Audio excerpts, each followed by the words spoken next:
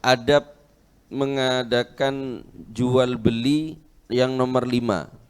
Apabila terdapat kerusakan pada barang yang akan dijual, maka kerusakan tersebut harus dijelaskan terlebih dahulu kepada pembeli. Nah, bismillah walhamdulillah wassalatu wassalamu ala rasulillah Sayyidina Muhammad bin Abdullah wa ala alihi wa ashabihi wa wala. Di antara kewajiban penjual ketika akan menjual suatu barang kepada pembeli dan dia tahu penjual ini ada kerusakan di barang yang akan dia jual, maka wajib bagi penjual untuk menjelaskan kepada pembeli, karena termasuk dalam kategori an-nasihah kepada pembeli. Kalau misalnya penjual tidak tahu, ya penjual ma'dzur atas barangnya dia sendiri.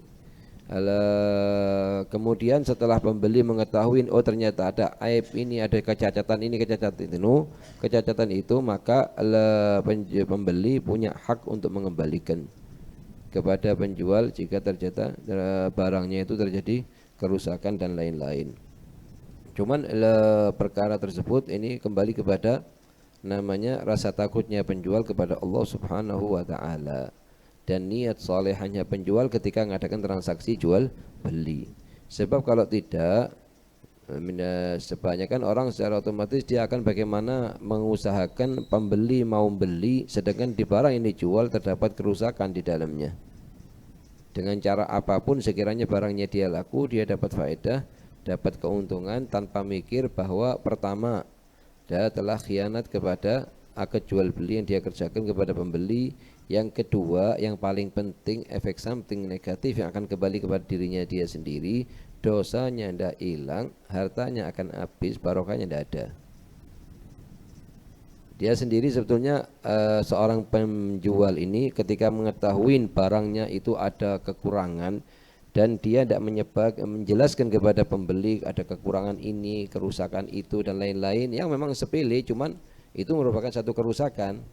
Itu maka selayaknya dia wajib menjelaskan. Selayaknya wajib dia menjelaskan kepada pembeli, "Sof, ini barang ini bagus, cuma ada kerusakan ini. Jadi supaya apa? Supaya pembeli mengetahui. Lah pembeli kalau setelah mengetahui dia tetap mau beli, ya terserah dia. Tapi setelah dia mengetahui bahwa ini ada kecacatan ini, kecacatan itu, kekurangan ini, kekurangan itu. Kalau dia tidak menjelaskan, penjual tidak menjelaskan kepada pembeli atas kerusakan yang ada, hukumnya gimana? Hukumnya pembeli setelah mengetahui oh ada kerusakan ini, dia punya hak kembalikan kepada penjual lewat jalur namanya khiyar aib. Khiyar aib, boleh dia kembalikan meskipun dia ketahui setelah seminggu, 2 minggu, 3 minggu, sebulan, 2 bulan. Betul ya? Kalau misalnya pembeli tidak mengetahui juga kekurangan tersebut, maka akan datangkan efek samping negatif kepada penjual. Pertama, dia telah melanggar syariat dari metode jual beli syariah. Yang kedua, akan mencabut keberkahan atas penjualan tersebut. Yang paling besar negatifnya apa? Dia akan keluar dari jalurnya syariatnya Nabi Muhammad. Makanya Rasul katakan laisa minna man ghasyana, bukan termasuk dari golongan kami. Secara zahirnya lafadznya mengatakan bukan termasuk dari golongan kaum muslimin. Cuman sebagian ulama ahli hadis mentakwil, artinya bukan termasuk dari golongan kami orang-orang yang saleh, barang siapa yang saling menipu di antara kalian berdua dalam akad transaksi yang kalian kerjakan. Ayo. Karena jika tidak dijelaskan maka termasuk unsur penipuan yang hukumnya haram. Haram. Ayo. Rasulullah Itu kalau seandainya penjual tahu, sebab begini di masalah aib ini. Ada kalanya ini penjual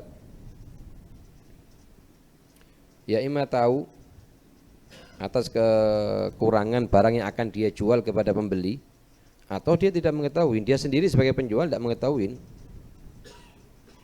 Kalau dia tahu maka dia wajib untuk mengabarkan. Wajib untuk mengabarkan kepada pembeli, "Sof, di barang yang akan saya jual ini ada kekurangan ini, kekurangan itu." Kalau misalnya tidak mengabarkan, kemudian pembeli mengetahui ada kekurangan tersebut, maka pembeli punya hak untuk mengembalikan. Pembeli punya hak untuk apa? Untuk mengembalikan kepada penjual. Untuk mengembalikan kepada penjual. Penjual ya harus mau nanti. Nggak mungkin sudah saya jual, nggak bisa mengatakan begitu. Ada namanya khiyar aib dalam ilmu fikih. Ya kalau penjual ini tidak tahu, dia tidak dosa dari sekinya. Cuman jika pembeli mengetahui, nanti wajib dia menerima juga sama kayak seperti ini. Penjual tidak dosa dikarenakan dia tidak tahu. Lah, cuman apakah boleh penjual mengatakan begini kepada pembeli? Saya jual barang ini, saya tidak tahu ada kerusakan apapun di dalamnya, cuman saya jual bisyart bara'ah minal uyub. Artinya bara'ah minal uyub, saya jual, saya lepas tanggungan saya atas kalau misalnya ada kekurangan, saya lepas angkat tanggung jawab saya. Saya tidak mau nanggung atas kekurangan yang terjadi di barang ini. Sekarang kamu lihat dulu barangnya, kamu perhatikan, cari orang yang paham, suruh ngelihat. Tapi setelah saya jual, saya lepas dari tanggungan saya. Apa hukumnya? Tetap tidak lepas dari tanggungannya dia.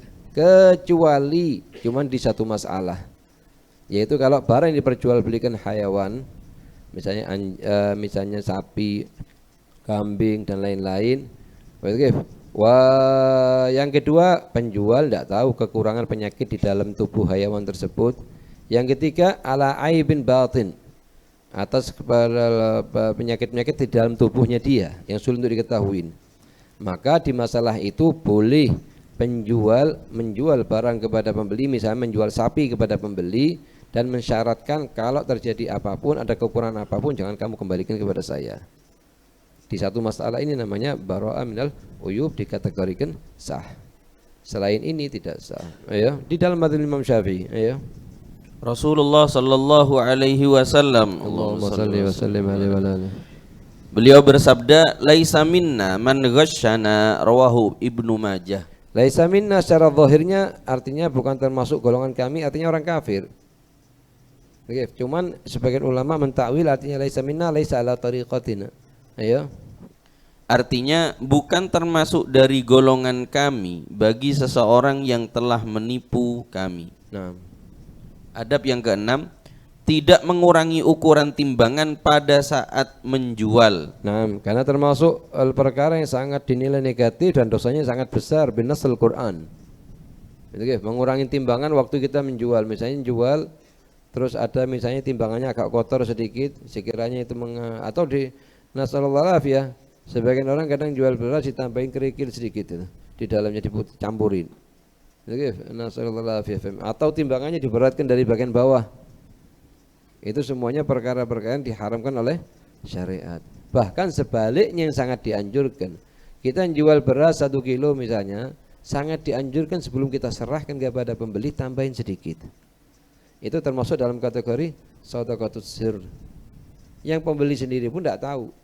Itu ya. Karena hukumnya haram. Ya. Berdasarkan firman Allah Subhanahu wa taala, wailul lil mutaffifin. Mana mutaffifin? Yang ngurangin timbangan waktu dia ngadakan transaksi jual beli, Bapak ya. Alladzina idza iktalu 'alan nasi yastawfun. Nah. Wa idza kaluhum aw wazanuhum yukhsirun. Ala yadhunnu ulaika annahum mab'utsun. Artinya celakalah bagi orang-orang yang curang, yaitu orang-orang yang apabila menerima takaran dari orang lain, kalau beli dari orang lain dipaskan ukurannya, tapi kalau mau jual ke orang lain dikurangin.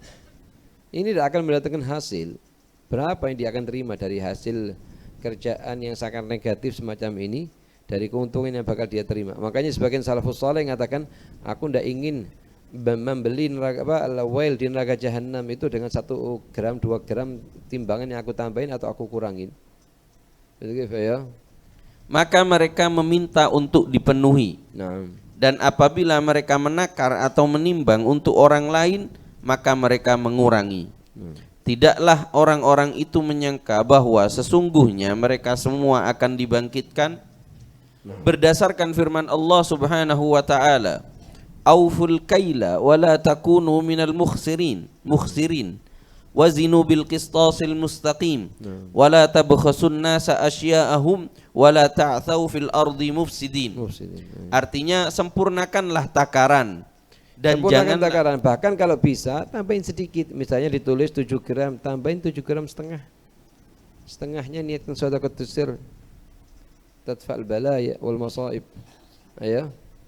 Dan janganlah kalian termasuk orang-orang yang merugikan. Naam. Dan timbanglah dengan timbangan yang lurus. Dan janganlah kalian merugikan manusia atas hak-haknya. Dan janganlah kalian merajalela di muka bumi ini dengan membuat kerusakan. Naam. Adab yang ketujuh, Bahkan pada suatu hari Rasulullah Sallallahu Alaihi Wasallam masuk ke suatu pasar di kota Madinah.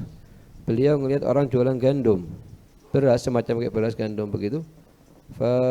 Rasulullah ngelihat ada gandum yang di dalamnya agak basah, cuma yang di bagian atasnya kering. Rasul masukkan tangannya ke dalam, dikeluarkan lagi ada basah. Ma hadza ya fulan, ini apa ini air ini? Ya Rasulullah, asabahu matar, karena hujan tadi malam. Tapi hal wada'ta fawq, kenapa tidak ditaruh di atas supaya orang tahu? Sebab kebasahan tersebut akan menyebabkan tambahnya timbangan. Oke, sebagian kadang menjual barang supaya agak berat sedikit disiramin air dulu, semprotin. Oke, supaya timbangannya nambah. Naam, timbangannya nambah di dunia, di akhirat pun juga nambah juga di neraka jahanam. Seukuran nanti semprot itu seukuran semprot di sana nanti di neraka jahanam. Nasallallahu alaihi wasallam. Biarkan huwa kama huwa. Sebab perbuatan semacam itu demi Allah tidak akan menyebabkan kita barokah di hartanya kita, wala kita kaya. Sudah unsur dasar permulaannya sudah menipu, tidak bakal menyebabkan namanya kekayaan di bumi Allah. Jadi ada kekayaan di dunia, kaya juga di neraka jahanam. Nasallallahu alaihi wasallam nanti. Ya. Menulis seluruh akad yang terjadi dan berusaha untuk mendatangkan saksi. Nah, di antara adab juga begitu. Kita kalau menjual beli kepada siapapun dia, meskipun orang soleh atau biasa dan lain-lain, atau kenalan, atau sudah akrab, sudah teman akrab kita, sudah seperti saudara, bahkan saudara kita sendiri, sangat dianjurkan untuk kita tulis apa yang telah kita sepakatin dalam akad jual beli tersebut. Kenapa? Karena kemungkinan lupa bisa terjadi di penjual, bisa terjadi di pembeli. Nanti menyebabkan saling ikhtilaf, terjadi perbedaan pendapat di antara mereka semua, mereka berdua. Faham ya? Agar tidak terjadi perselisihan di antara penjual dan pembeli. Nah, berdasarkan firman Allah Subhanahu wa taala, wa ashhidu idza tabayatum. Idza tabayatum. Faham ya? Artinya, dan persaksikanlah atau datangkanlah saksi apabila kalian saling berjual beli. Nah. Adab ke-8, memperbanyak sedekah tatkala mengadakan akad jual beli. Karena akan datangkan keberkahan dari apa yang kita perjualbelikan. Oh, misalnya kita punya warung makanan, itu jadikan satu kewajiban dalam transaksi kita. Ada meskipun ukuran 1% yang kita tujukan untuk akhirat kita. Subhanallah, itu akan datangkan keberkahan yang di luar biasa, di luar normal ini. Itu ya. Di samping juga untuk bekal amal kita, karena kita mau tidak mau akan pindah dari alam dunia ini. Itu ya. Supaya pahala sedekah tersebut dijadikan sebagai penghapus dosa-dosa yang terjadi pada akad jual beli yang sedang dilakukannya. Kalau ada kelupaan, kekurangan dalam akad jual belinya dia, supaya ada sedikit yang menutupin kekurangan yang dia di akad jual beli tersebut. Ya. Apalagi sifat jual belinya tiap hari dia kerjakan kontinu. Itu ya. Berdasarkan sabda Rasulullah sallallahu alaihi wasallam, ya ma'syarat tujjar, inna syaitana wal ithma yahduranil bai'a, fashubu bai'akum bis sadaqah. Rawahu Tirmidzi. Artinya, wahai para pedagang, sesungguhnya pedagang meskipun laki atau perempuan, apapun barang yang diperdagangkan sifatnya. Ayo. Sesungguhnya syaitan dan dosa selalu hadir dalam akad jual beli. Apa artinya? Ada sifat untuk bagaimana barang ini laku, meskipun ada kekurangan itu ditutup sekiranya orang pembelinya tidak tahu. Ada sifat ingin menggunakan kesempatan di pembeli, karena pembeli tidak paham maka dah dinaikkan harganya di atas normal sehingga ketipu dengan harganya dia. Ada sifat-sifat semacam ini namanya yang dikatakan oleh Rasulullah, inna syaitan hadir di akad jual beli. Artinya hadir apa? Dipaksa hatinya penjual atau hatinya pembeli, bukan bisa juga terjadi di pembeli. Jadi untuk mengadakan penipuan dari akad jual beli yang dia kerjakan.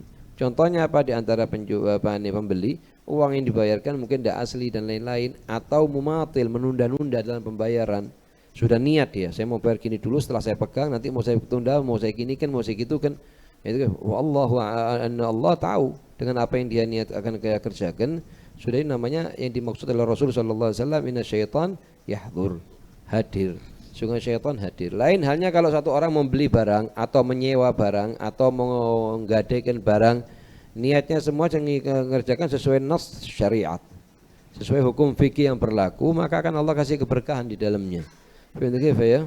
Maka selingilah akad jual beli kalian dengan sedekah. Nah, Kisah Al-Imam Abu Hanifah radhiyallahu anhu tatkala bertransaksi jual beli. ini kisah selayaknya kita jadikan sebagai figur untuk kita pribadi sebagai pemilik toko dan juga kepada pelayan-pelayan yang kita jadikan mereka sebagai pelayan kita di toko kita.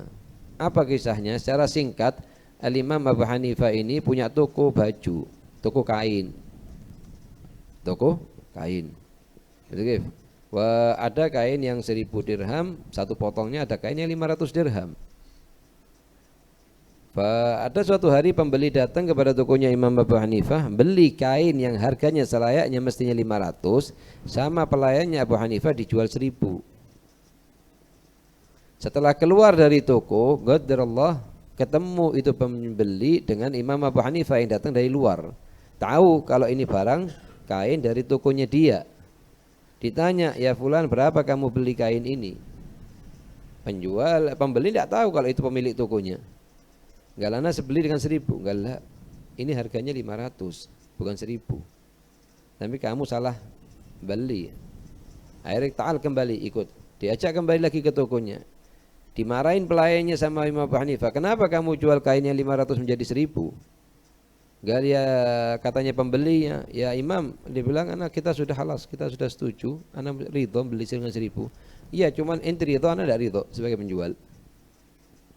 Ya Imam, ente sekarang kembalikan yang harga 500 anak gantian dengan 1000, atau anak tambah satu lagi yang ukuran 500 jadi pas 1000. Enggak lah, tambahin aja sudah satu lagi. Namanya pembeli, ditawarin sama ya mau juga.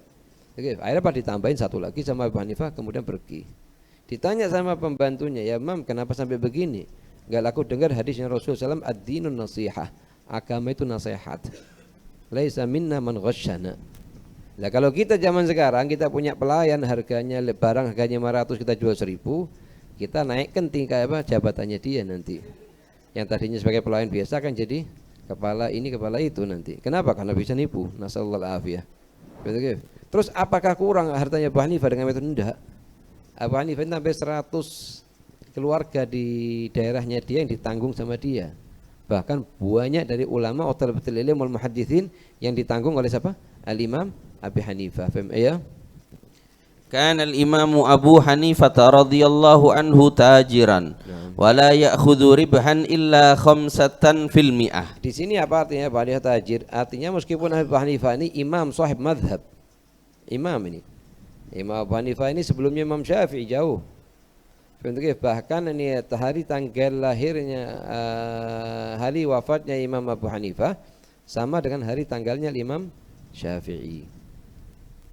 Imam Abu Hanifah imam azim, bukan mencegah orang kalau mau dakwah ilallah taala selayaknya dia punya penghasilan.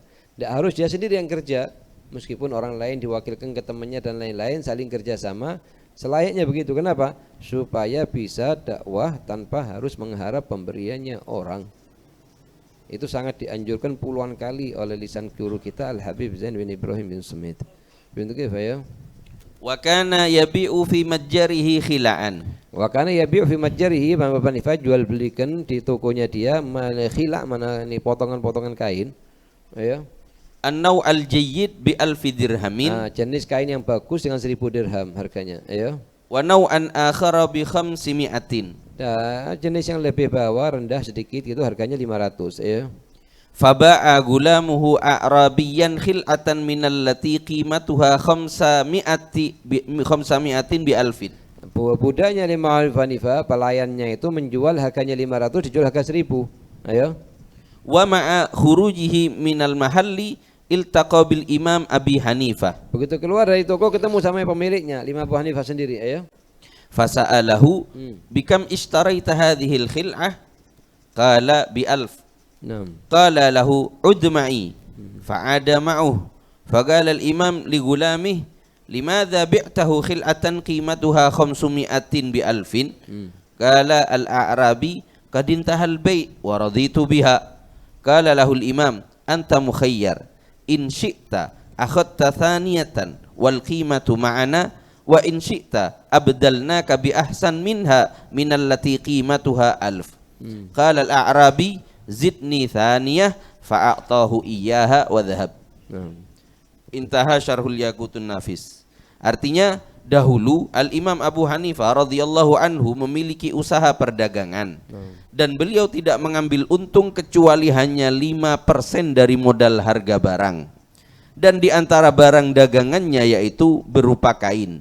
Jenis yang bagus dijual dengan harga 1000 dirham dan harga jenis kain selainnya adalah 500 dirham. Kemudian pada suatu hari pelayannya menjual kain yang harganya 500 dengan harga 1000. Dan tatkala pembeli telah keluar dari toko, maka dia berjumpa dengan Imam Abu Hanifah. Kemudian beliau bertanya kepada pembeli tersebut, dengan harga berapakah kamu telah membeli barang ini? Dia menjawab 1000. Maka Imam Abu Hanifah berkata kepadanya, kembalilah bersamaku ke toko. Kemudian Imam Abu Hanifah bertanya kepada pelayannya, mengapa kamu menjual barang yang harganya 500 dengan harga 1000? Kemudian pembeli menjawab, akad jual beli telah selesai dan aku telah ridho atau setuju. Kemudian Imam Abu Hanifah berkata kepada pembeli tersebut, kamu boleh memilih antara mengambil satu barang lagi yang harganya 500 dan uang yang telah kamu bayar tetap pada kami, atau kami ganti dengan barang yang lebih baik, yaitu yang harganya 1000. Maka pembeli tersebut menjawab, tambahkanlah kepadaku barang yang harganya 500. Maka Imam Abu Hanifah menambahkan satu barang lagi kepadanya, kemudian pembeli tersebut pergi. Rahimahullah al-imam rahmatul abrar. Pada sekarang Imam Abu Hanifah kif keadaannya? Yang dulu zamannya Abu Hanifah yang nipu, yang segala cara dipakai, kif keadaannya? Entah telah habis masa umurnya di dunia, cuma tinggal hisabat di akhirat. Nasallallahu alaihi ya. Rukun-rukun akad jual beli. Nah, kita sekarang masuk dalam rukun-rukunnya akad jual beli. Misalkan rukun-rukun akad jual beli ada 6. Satu, sekarang misalnya gini, Z ini akan menjual mobil ke Umar, misalnya harga 200 juta mobil misalnya. Harganya 200 juta. Z akan menjual ke Umar, berarti Z penjual, Umar pembeli. Mobil sama 200 juta barang yang diperjualbelikan. Perkataannya Z kepada Umar, jawabannya Umar kepada Z, namanya sighah. Begitu ya. Rukun yang pertama bai'un atau penjual. Penjual yaitu Z, contoh masalahnya. Ya. 2 mustarin, pembeli. Pembeli yaitu Umar. Ya. 3 thamanun. Thaman ini 200 juta yang akan dibayarkan untuk beli. Ya. Atau uang atau barang yang digunakan untuk membeli. 4 muthmanun. Muthman barang yang dibeli. Contohnya mobil. Ya. Barang yang dijual. 5 ijabun. Ijab perkataannya penjual kepada pembeli. Ya. 6 qabul. Qabul ini jawaban dari pembeli kepada penjual, saya beli atau saya terima atau saya setujuin. Ayo.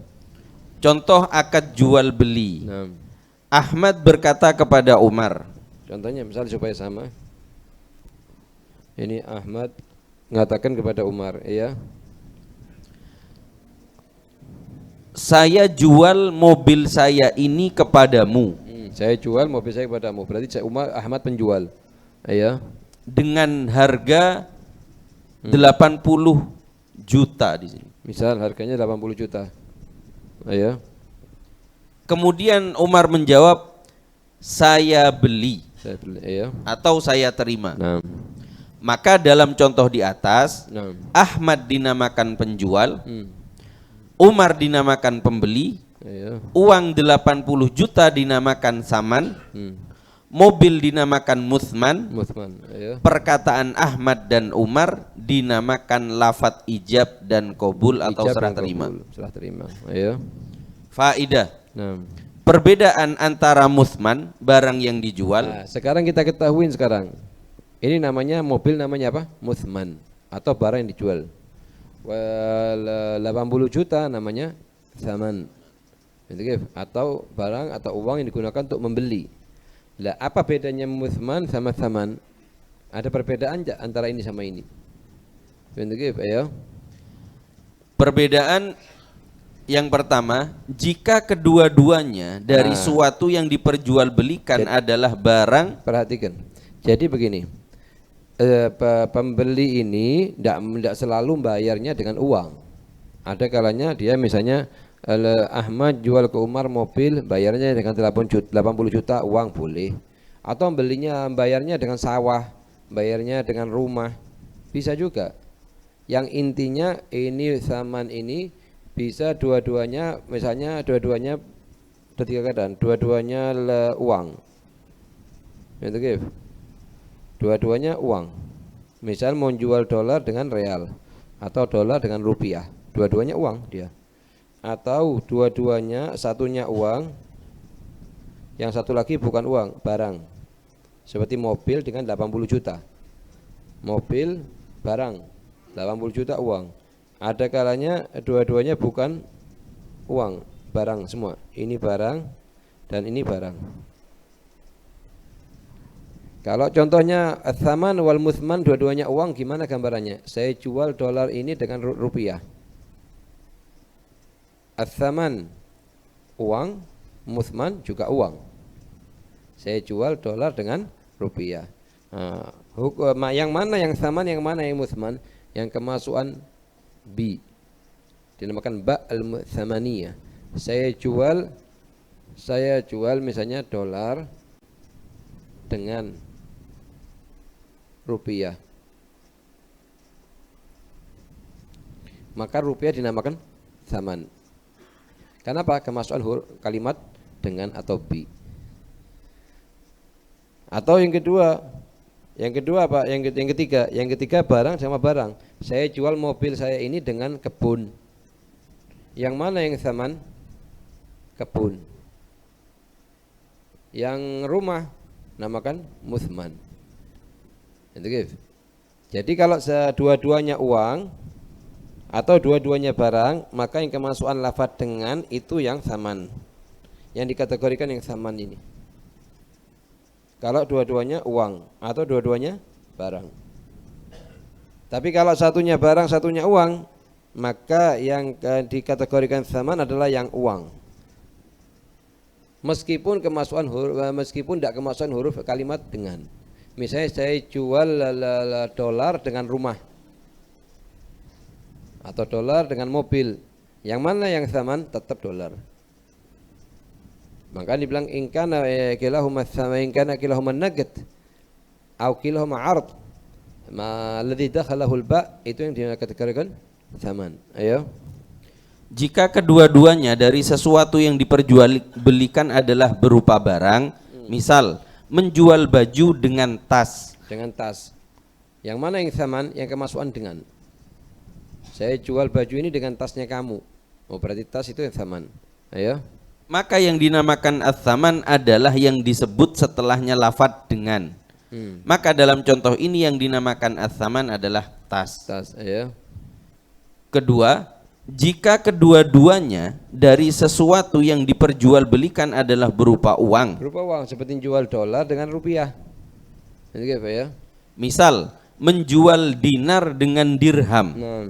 Maka yang dinamakan ats-tsaman adalah yang disebut setelah lafadz dengan.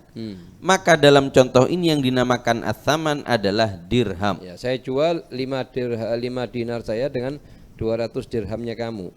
Maka yang dimaksud dengan tsaman adalah yang dirham. Kenapa? Karena kemasukan kalimat dengan sebelumnya. Ayo. Berikutnya, jika salah satu dari sesuatu yang diperjualbelikan adalah berupa barang dan yang lainnya berupa uang. Seperti ini sekarang, Ahmad jual ke Umar mobil dengan harga 80 juta. Ya, salah satunya barang, yang lain uang. Oke, maka yang dimaksud dengan tsaman adalah yang uang. Meskipun kemasukan dengan di alifat ini. Oke, Pak ya. Saya jual 80 juta dengan mobil. Yang mana yang tsaman? 80 juta. Kenapa kok ada kemasukan? Kenapa bukan mobil? Karena kemasukan kalimat dengan. La, karena ahadumat tsaman ala ahaduman naqd wal akhar ard. Oke, Pak ya. Misal menjual baju dengan dirham, Nah. maka yang dinamakan as-saman adalah yang berupa uang Nah. atau nugget. Maka dalam contoh ini yang dinamakan as-saman adalah dirham. Dirham. Adapun hikmah mengetahui perbedaan antara Sekarang as-saman. setelah kita ketahuin ini tsaman, ini muthman, faedahnya apa kita ketahuin? Nah, faedahnya kalau tsaman itu setelah terjadi akad jual beli bisa diganti dengan perkara yang lain. Tapi kalau muthman tidak bisa. Contohnya gimana sekarang? Ahmad mengatakan kepada Umar, ya Umar, saya jual mobilku ini dengan harga 80 juta. Katanya Umar, ya sudah, saya terima. Saya beli. Setelah selesai 2-3 hari, Umar bilang ke Ahmad, Ahmad bilang ke Umar, ya Umar, gantinya 80 juta, kasih aja misalnya rumahnya kamu yang di daerah situ. Boleh diganti dengan perkara yang lain. Tapi kalau muthman tidak bisa diganti. Tapi kalau misalnya digantinya mobil kasih rumah tidak bisa. Uang tetap harganya sama, tidak bisa diganti. Kalau muthman setelah akad tidak bisa diganti dengan perkara yang lain, barang yang lain. Tapi kalau tsaman bisa diganti. Sudah ittifaknya pertama 80 juta. Kemudian gantinya 80 juta kasih sudah 3, 4 atau 10 sapinya kamu sebagai tsamannya. Boleh. Ayo. Adapun hikmah mengetahui perbedaan antara as-saman dan muthman sebagaimana penjelasan di atas adalah jika telah terjadi akad jual beli, kemudian as-saman atau barang atau uang yang digunakan untuk membeli akan diganti dengan barang yang lain, maka hukumnya adalah boleh tanpa harus mengulang lafaz akad jual beli yang telah diucapkannya. Lain halnya dengan muthman atau barang yang dijual, maka tidak boleh diganti dengan barang yang lain kecuali dengan mengulang lafaz akad jual beli. Dalam kitab Mughnil Muhtaj dijelaskan, faidatun ats-tsamanu huwa an-naqdu in qubila bi ghairihi lil 'urfi. In qubila bi ghairihi lil 'urf. Artinya apa? Di sini. Saya jual mobil saya ini dengan harga 80 juta rupiah uangnya kamu. Padahal gubil bil ba meskipun, tapi selama salah satunya itu uang dan yang lain itu adalah barang, maka yang dikategorikan tsaman adalah yang uang. Iya. Fa in kana naqdaini aw ardaini, an ats-tsaman wal muthman, naqdain seperti dinar sama dirham, aw ardain seperti rumah dengan kebun. Iya. Famal tasaqat bihil ba al musammatu bi ba'its tsamaniyah huwa tsaman. Aduh. Bi'tuka hadhi dirham bi hadhi dinar. Kemasukan ba di sini. Maka dinar dinamakan dengan tsaman. Jadi ba-nya ini dinamakan ba'its tsamaniyah. Ayo. Wal muthman ma yugabiluh. Wal muthman kebalikannya, ayo. Wa faidatuhu anna tsamana yajuzu al-i'tiyadu anhu. Al-i'tiyad al-istibdal, artinya bisa digantikan dengan barang yang lain. Ayo. Li'annahu innama tuqsadu maliyatuhu. Maliyatuh, tujuannya 80 juta sebagai pembelian ini yang dia sebetulnya akad itu menuju kepada mobil. Boleh dibayar dengan 80 juta. Oh, gantinya 80 juta misalnya $5.000 boleh. Oh, gantinya $5.000 misalnya emas sekian gram boleh. Karena tujuannya itu ini penjualan. Kalau ini hanya untuk sebagai pembayaran. Pembayaran boleh dengan uang yang telah disepakatin atau perkara yang lain. Begitu ya? Bi khilafil muthman fala yajuzu al-i'tiyadu anhu. Naam. Li'annahu tuqsadu 'ainuh. Tuqsadu 'ainuh, ya. Falau qala bi'tuka hadhihi ad-darahim bi'abd wa wasafahu fal 'abdu mabi'. Bi'tuka hadhihi ad-darahim bi'abd. Ini berarti salah satunya uang dan yang lain adalah barang. Tapi kemasukan ba di abad di sini. Tetap aja yang dikategorikan tsaman adalah yang uang. Begitu ya.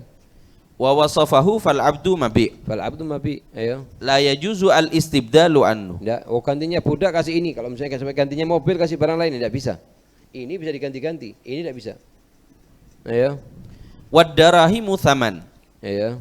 Au bi'tuka hadza thawwa bi'abd. Naam. wa wasafahu fal abdu thaman yajuzu al istibdalu anhu Nah, la anith thawb li'annahu muthman. Muthman. Ya. Intaha Mughnil Muhtaj. Bas.